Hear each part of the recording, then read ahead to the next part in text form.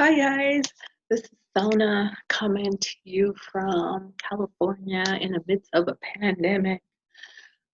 Today I want to tell you guys a story about when I was 16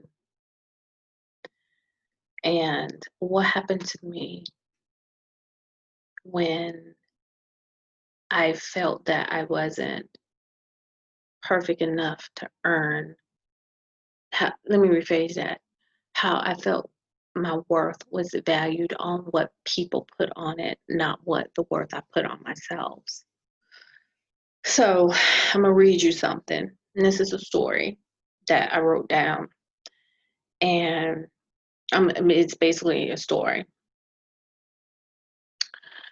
My biological mom bought her first HUD home.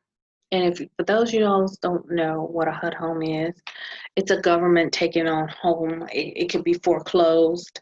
They call them HUD homes in Tennessee, where I'm from.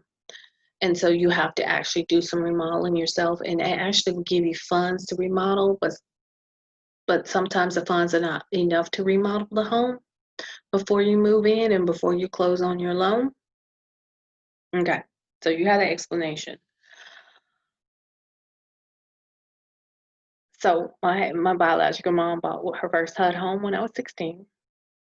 And because she spent pretty much every dime she had, we had to pretty much finish the house ourselves. So we had to paint, we had to like restain the baseboards, the crown molding, we had to repaint the patio, we had to actually rebuild the patio. We had a lot of work. We had to do yard work, whole 9 yards. This was in the middle of summer, and it was some hard work. But I was happy to do it because I didn't really want to be around her ass. She was so manipulative, and she was a narcissist. She was a victimized narcissist, and she was never happy. She was never satisfied. So if I could do some work that takes me away from her, I'm good. Um, and plus, not because it was our home. This was our first home. We've lived in apartments since her separation and divorce from her husband or stepdad that was very abusive. Um, so she promised me $50, and I was glad to help because I was down making money, 16 years old. So at the end of the day, I stood in front of her, and I was happy. I'm like, okay, give me my money. And she reached out with the money and she yanked it back because she said, "This is what you would have gotten if you did everything perfectly. However, you tried to put in the house, so you only get $5." Man, that shit affected me. It fucked me up. It really fucked me up because I felt the need to be perfect to make money.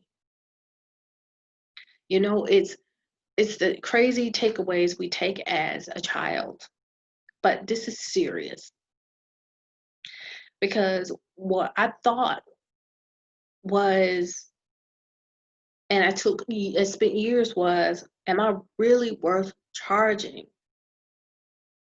what I'm charging? So much so that I ended up obsessing over it. And if I was giving enough value to my clients, which made me overwork and burn myself out, and attracting people who didn't appreciate me, I've always had to explain why I'm charging what I'm charging. And then I'll feel guilty for being paid for something I love, which is helping people. But unfortunately, it's not easy to say bye to a belief that you spent a few decades, which I will be 49 this month, thinking about. But, however, it is true. You can pretty much flip the script on these beliefs as fast as you acquire them. Not just your beliefs about money, but any other beliefs that are damaging to what is holding you back from living the reality that you want to live. And guys, I mean, even today, I've had these beliefs that really have affected me immensely.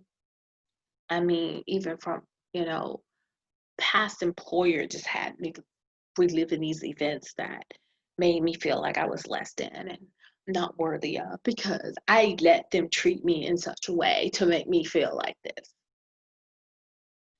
So I want to tell you this. You can change this by believing simple thoughts. And you need help with that, reach out to me for coaching, and I can definitely help you with that. So I leave you with that. Again, this is Sona. If you're new to my channel, definitely hit the subscribe button below, hit the bell notifications, and be notified of my videos. Leave a comment also telling me where you're tuning in from, because I would love to know where you're located at, how you're feeling, your thoughts, and I will see you soon. Bye.